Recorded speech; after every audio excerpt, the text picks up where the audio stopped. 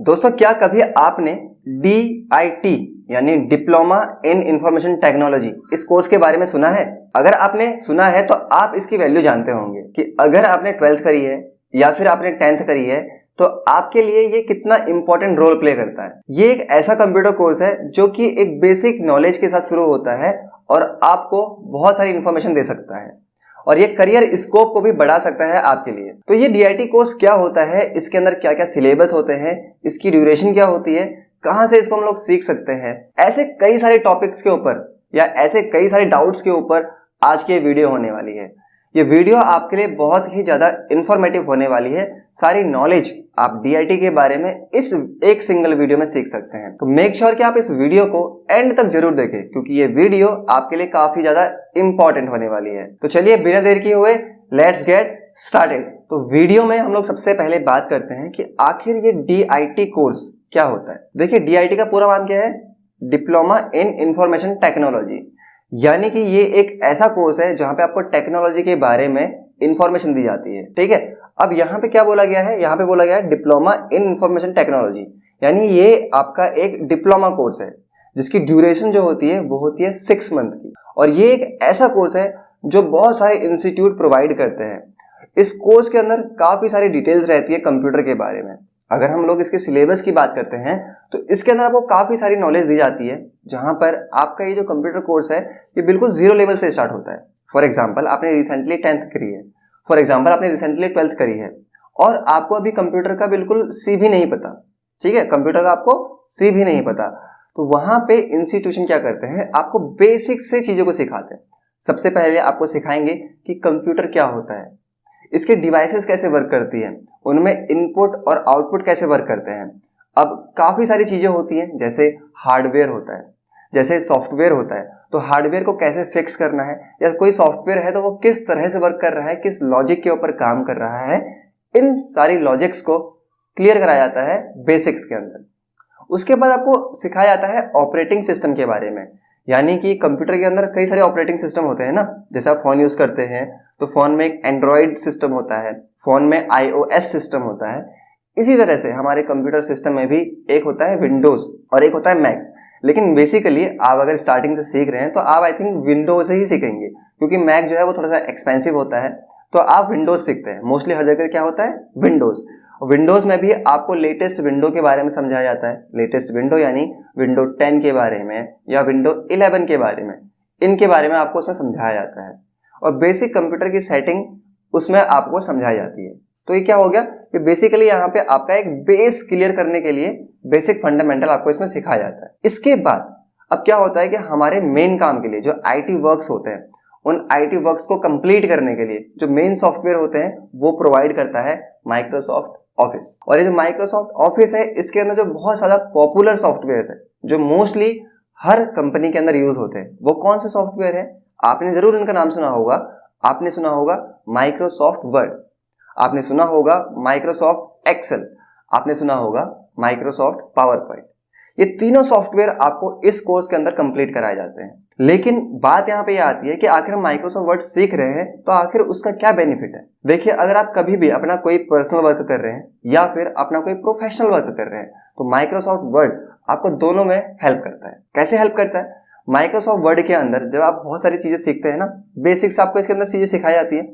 वहां पे आप रिज्यूमे क्रिएट कर सकते हैं, वहां पे आप ग्रीटिंग कार्ड्स बना सकते हैं, वहां पे आप विजिटिंग कार्ड बना सकते हैं, आप पेम्पलेट डिजाइन कर सकते हैं, आप बैनर्स डिजाइन कर सकते हैं। और साथ ही इसके अंदर एक बहुत ही इंफॉर्मेटिव या बहुत ही यूजफुल ऑप्शन होता है मेल मर्ज, जो कि प्रोफेशनली बहुत ज्यादा यूज किया जाता है।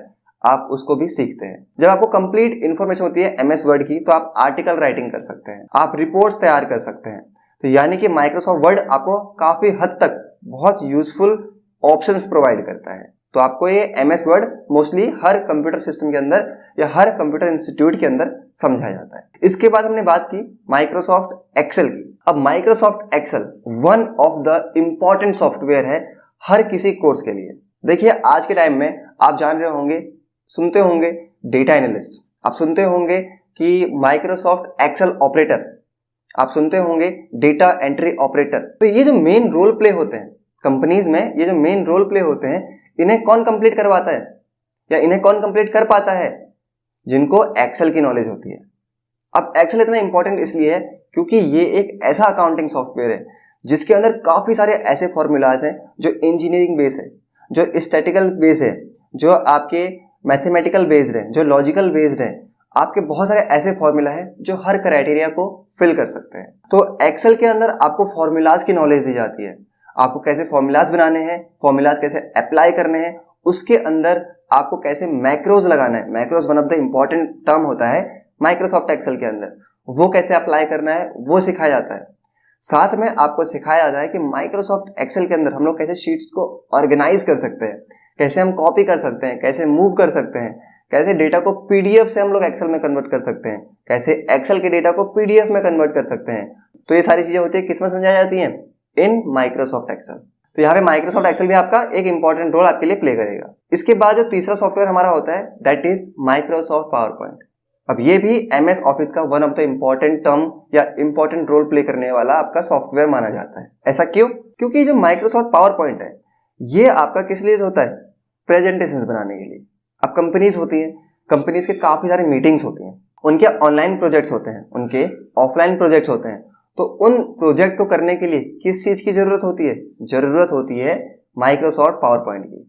माइक्रोसॉफ्ट पावर पॉइंट के अंदर आप लोग वीडियोस लगा सकते हैं, आप ऑडियोज लगा सकते हैं, साथ में ट्रांजिशन, एनिमेशन, डिजाइन जैसे ऐसे ऐसे ऑप्शंस इस सॉफ्टवेयर के अंदर रहते हैं जहां पर आप काफी सारी चीजें सीखते हैं और अपनी प्रेजेंटेशंस को बना पाते हैं। आई होप आपको ये भी क्लियर हुआ होगा एमएस वर्ड क्या है, एक्सेल क्या है, पावर पॉइंट क्या है और क्यों ये इतना मेन रोल प्ले करते हैं किसी भी ऑफिस पर्सन के लिए। ठीक है, इसी तरह से माइक्रोसॉफ्ट के अदर सॉफ्टवेयर होते हैं। क्या होता है, एक माइक्रोसॉफ्ट पब्लिशर होता है, माइक्रोसॉफ्ट आउटलुक होता है, माइक्रोसॉफ्ट एक्सेस होता है। ये भी अपने अपने अलग अलग रोल प्ले करते हैं इस कोर्स के अंदर। हालांकि ये सॉफ्टवेयर उतने पॉपुलर नहीं है, लेकिन फिर भी इन सॉफ्टवेयर का भी कंपनीज में बहुत ज्यादा काम होता है। अगर इनका बेस हम लोग देखें तो काफी सारी चीजें इनके थ्रू भी हम लोग क्रिएट कर सकते हैं। इसी के साथ आपको समझाया जाता है नेटवर्किंग के बारे में, यानी नेटवर्क्स क्या होते हैं, इंटरनेट क्या होता है, वेबसाइट क्या होती है। इसके अंदर हम लोग कैसे जानते हैं कि जो HTTP होता है उसका क्या काम है, HTTPS है उसका क्या रोल प्ले है। तो इन चीजों के बारे में आपको डिटेल समझाई जाती है। तो यानी कि काफी हद तक आपको बहुत सारा कंटेंट इसके अंदर समझाया जाता है। अब क्या होता है ना कि अलग अलग इंस्टीट्यूट होते हैं और उनका अलग अलग कोर्स पैटर्न होता है। ये तो आपको इस कोर्स के अंदर देखने को मिलेगा ही, साथ में आपको इसके अंदर हो सकता है कि इंस्टीट्यूट में HTML करा रहे हो, वो भी इस कोर्स के अंदर कवर अप हो सकता है, जो कि एक बेसिक लैंग्वेज होती है जो वेब डिजाइनिंग वगैरह में आपका बेस होता है। तो वो आपको इसके अंदर क्लियर करवाया जाता है। साथ में क्या है, इसके अंदर आपको इंग्लिश टाइपिंग देखने को मिल जाएगी। उसी तरह से हो सकता है कोर्स पैटर्न जो मैंने बात किया अभी इंस्टीट्यूशन के बेस पे, हो सकता है कि किसी इंस्टीट्यूट में कुछ सॉफ्टवेयर माइक्रोसॉफ्ट ऑफिस के कम हो, तो उसके अलावा उन्होंने टैली सॉफ्टवेयर को यहाँ पे इंसर्ट किया हो। अब टैली सॉफ्टवेयर क्या है, एक अकाउंटिंग सॉफ्टवेयर जो कि मोस्टली अकाउंटिंग वर्क के लिए कंपनीज में यूज किया जाता है। ये एक इंडियन मल्टीनेशनल टेक्नोलॉजी कंपनी के थ्रू डेवलप किया गया एक सॉफ्टवेयर है जहां पे आपका फाइनेंशियल अकाउंटिंग आप मैनेज करते हैं, आप लेजर मैनेज करते हैं, उसके बिहाफ पे आप वाउचर्स में डिफरेंट एंट्रीज को मैनेज करते हैं, आप पेरोल को मैनेज कर पाते हैं, साथ ही आप जीएसटी को भी इस सॉफ्टवेयर के अंदर मैनेज कर पाते हैं। तो यानी कि टैली भी एक इंपॉर्टेंट सॉफ्टवेयर है जो इस कोर्स के अंदर कवर अप कराया जा सकता है। मैं यहाँ पे आपको वो चीजें बता रहा हूँ जो आपको इस कोर्स के अंदर, जो कि DIT कोर्स है, इसके अंदर कराई जा सकती है। अब ऐसा नहीं है कि यही चीजें आपको एग्जैक्टली हर इंस्टीट्यूट के अंदर देखने को मिले, लेकिन मोस्टली आपको MS Word, MS Excel, MS PowerPoint, basic operating system, basic computer knowledge, networking और HTML ये सॉफ्टवेयर आपको इसके अंदर देखने को जरूर मिलेंगे। तो आई थिंक आपको सिलेबस तो क्लियर हो गया होगा। अब आपके माइंड में डाउट आ रहा होगा कि इतना कुछ हम सीख रहे हैं तो इसकी ड्यूरेशन क्या रहेगी। जैसे कि मैंने अभी थोड़ी देर पहले कहा था कि ये एक डिप्लोमा कोर्स है, तो डिप्लोमा कोर्स की जो ड्यूरेशन होती है वो होती है मिनिमम 6 मंथ की। ठीक है, अब वो 1 ईयर की भी हो सकती है, 2 ईयर की भी हो सकती है, मैं डिप्लोमा की बात कर रहा हूँ। लेकिन इस DIT कोर्स की जो ड्यूरेशन होती है वो होती है 6 मंथ की। आप किसी भी इंस्टीट्यूट में जाइए, अपने नियर बाय कोई भी इंस्टीट्यूट फाइंड आउट करिए, उसमें आपको 6 मंथ की ड्यूरेशन मिलेगी इस एक DIT कोर्स के लिए। अब यहाँ पे बात कर लेते हैं कि अगर हम लोग 6 मंथ का DIT कोर्स करते हैं तो इसकी फीस क्या हो सकती है। अब जो फीस होती है इसका एक मेन पॉइंट होता है कि ये जो फीस डिपेंड करती है ना, ये डिपेंड करती है इंस्टीट्यूट की सर्विसेज के ऊपर। ये फीस जो होती है वो डिपेंड करती है आपके एरियाज के ऊपर। यानी कि अगर आप कोई एक लोकल एरिया लेते हैं, जो मार्केट वाला एरिया लेते हैं आप नॉर्मली, जो हर जगह पॉसिबल है, तो वहां पे आपका ये जो कोर्स है वो आपको मिनिमम 5 to 6,000 में देखने को मिल जाएगा। उससे ऊपर हो सकता है 7,000 8,000, बट मिनिमम आपको 5 to 6,000 इस कोर्स की फीस देखने को मिल जाएगी। ठीक है। और अगर हम लोग बात करें किसी हाई सोसाइटी एरिया की, या हम लोग बात करें बड़े इंडस्ट्रियल एरियाज की, तो वहां पे इस कोर्स की फीस ज्यादा भी हो सकती है। तो अगर आप इस कोर्स को करना चाहते हैं तो मिनिमम 5,000 का अपना बजट रखिए और आप इस कोर्स को सीख सकते हैं। अब हमने यहाँ पे जान लिया सिलेबस क्या होता है, हमने जान लिया ड्यूरेशन क्या होती है, हमने जान लिया फीस कितनी होती है। अब हम लोग यहाँ पे ये जान लेते हैं कि इस कोर्स को करने के लिए हमारे पास मिनिमम एलिजिबिलिटी क्राइटेरिया क्या होना चाहिए। देखिए, अगर आप एक DIT कोर्स कर रहे हैं जो कि आपका किससे रिलेटेड है, टेक्नोलॉजी से रिलेटेड है, तो आपकी मिनिमम जो क्वालिफिकेशन होती है वो 10th होनी चाहिए। ठीक है। अगर आप 10th पास हैं, आप ITI कर रहे हैं, या फिर आप 10+2 कर रहे हैं, आप 11 कर रहे हैं, तो भी आप इसको कर सकते हैं। और अगर आप आफ्टर 12th करना चाह रहे हैं तो भी आपके लिए कोर्स बेनिफिशियल हो सकता है। ये कोर्स आपको तभी करना है जब आपको IT इंडस्ट्री में जाना होता है। ठीक है। आपको यहाँ पे आके इंफॉर्मेशन टेक्नोलॉजी एरिया में जाना है, वहां पे आपको काम करना है, देन आप इसको यूज कर सकते हैं, यानी इस कोर्स को आप सीख सकते हैं। ठीक है। अब यहीं पे हम लोग बात कर लेते हैं कि अगर हम लोग DIT कोर्स कर लेते हैं तो हमारे लिए क्या करियर स्कोप्स हो सकते हैं। तो अगर आप DIT कोर्स करते हैं तो आप IT इंडस्ट्री में एज ए बिगिनर जा सकते हैं, जहां पर आप एक्सेल ऑपरेटर के तौर पे काम कर सकते हैं। ठीक है। जहां पे आप डेटा एंट्री ऑपरेटर के तौर पे काम कर सकते हैं, जहां पे आप कंप्यूटर ऑपरेटर के तौर पे काम कर सकते हैं, जहां पे आप नेटवर्किंग से रिलेटेड काम कर सकते हैं, सॉफ्टवेयर से रिलेटेड काम कर सकते हैं, आप टेली ऑपरेटर के तौर पे काम कर सकते हैं। यानी बहुत सारे ऐसे रोल प्ले हैं जहां पे आप कंपनीज में वर्क कर सकते हैं।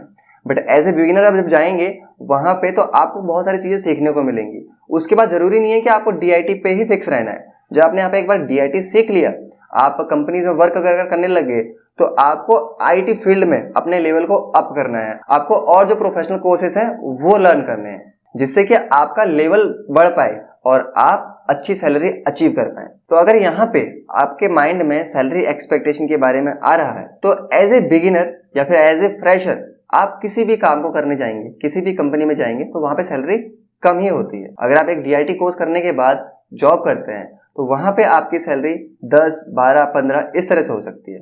और जब आपको थोड़ा बहुत एक्सपीरियंस हो जाता है तो आपकी सैलरी खुद ब खुद बढ़ने लग जाती है। अगर आप किसी अच्छी कंपनी में काम कर रहे हैं तो वहां पे आपकी सैलरी बढ़ जाती है। जब आपने DIT कोर्स किया हुआ है, आपने किसी कंपनी में काम किया, कुछ टाइम वहां से एक्सपीरियंस लिया, नॉलेज गेन करी, उसके बाद आप स्विच भी कर सकते हैं। आप किसी अदर कंपनी में जाइए, वहां पे अगर आप स्विच करते हैं तो वहां पर आपकी सैलरी इंक्रीज होने के चांसेस ज्यादा होते हैं, क्योंकि क्या है, आपके पास नॉलेज है, आपके पास एक्सपीरियंस है, तो वहां पे आपकी सैलरी इंप्रूव हो सकती है। तो यही सारे वो पॉइंट्स हैं जो मुझे आपसे क्लियर करने थे इस कोर्स के बारे में। आई होप आपको ये क्लियर हुआ होगा कि DIT कोर्स क्या होता है, इसका सिलेबस क्या होता है, या इसकी ड्यूरेशन क्या होती है, या फिर हम बात करें इसकी फीस क्या होती है, सैलरी एक्सपेक्टेशन आप क्या रख सकते हैं, और करियर स्कोप इस कोर्स के लिए क्या होते हैं। तो अगर आपको इन्फॉर्मेशन अच्छी लगी हो, आपको DIT कोर्स के बारे में जो डाउट्स थे वो क्लियर हुए हों, तो प्लीज इस वीडियो को एक लाइक करें और ज्यादा से ज्यादा इस वीडियो को उन लोगों को शेयर करें जो कंप्यूटर में कुछ नया सीखना चाहते हैं। और ये वीडियो आपको कैसी लगी, अपना फीडबैक देने के लिए